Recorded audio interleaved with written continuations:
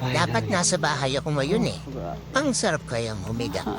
Nanonood ng Netflix, nagkakape, kumakain ng tinapay. Eh ano ba itong ginagawa ko? Sabi malapit na.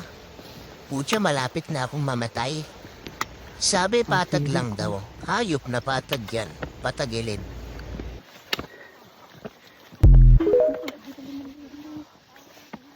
Kayo ko ng talog dyan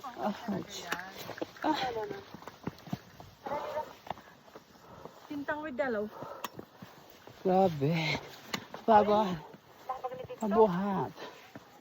Diyan, nakipaan talo. Oh my God.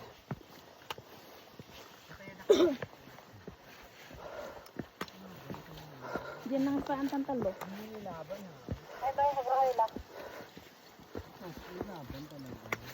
Grabe naman. Sinilaban talaga. Oo nga. Ayoko na. Diba?